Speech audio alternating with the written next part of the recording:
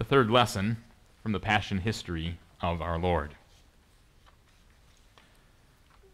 While Jesus was still speaking, suddenly Judas, one of the 12, arrived.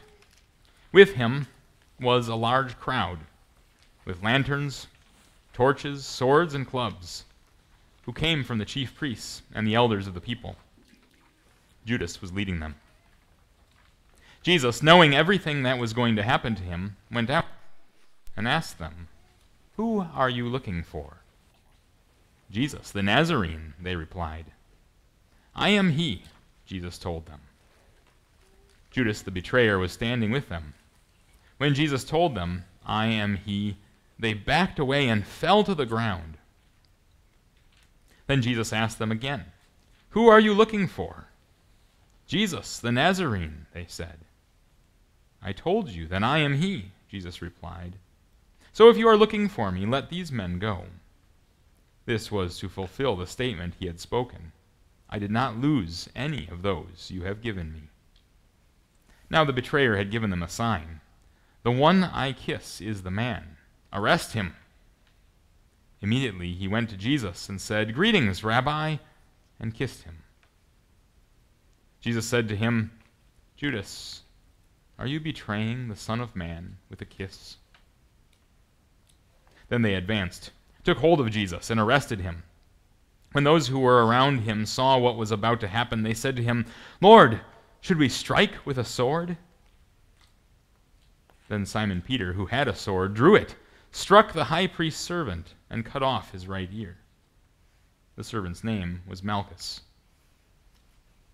But Jesus responded, "Stop! No more of this. Put your sword back into its place, because all who take the sword will die by the sword. Do you not realize that I could call on my Father, and at once he would provide me with more than 12 legions of angels? But then how would the scriptures be fulfilled that say it must happen this way?" Then he touched the servant's ear and healed him.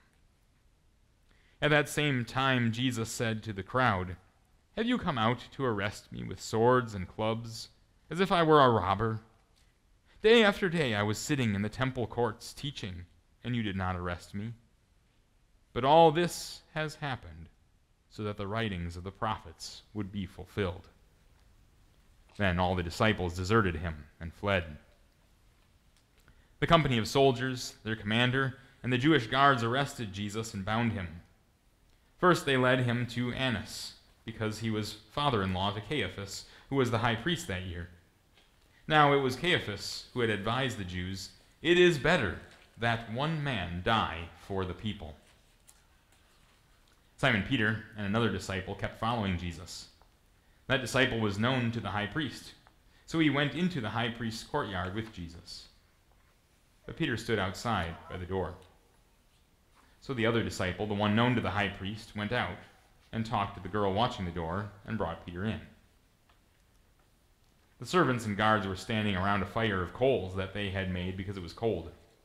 While they warmed themselves, Peter was standing with them, warming himself too. One of the servant girls of the high priest came there. When she saw Peter warming himself, she looked directly at him and said, "You were also with Jesus, the Galilean."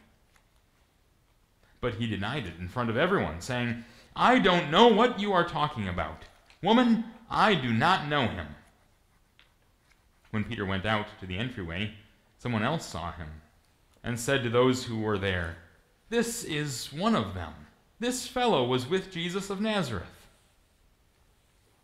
Again, Peter denied it with an oath and said, "I do not know the man." After a little while, those who stood by came and said to Peter, "Surely you are also one of them, because even your accent gives you away. You are a Galilean." Then he began to curse and to swear, "I do not know this man you are talking about. I do not know the man." At that very moment, while he was still speaking, the rooster crowed. The Lord turned and looked at Peter. Then Peter remembered the Lord's word, how he had said to him, "Before the rooster crows today, you will deny me 3 times. He went outside, broke down, and wept bitterly. The high priest questioned Jesus about his disciple and his teaching. Jesus answered him, I have spoken openly to the world.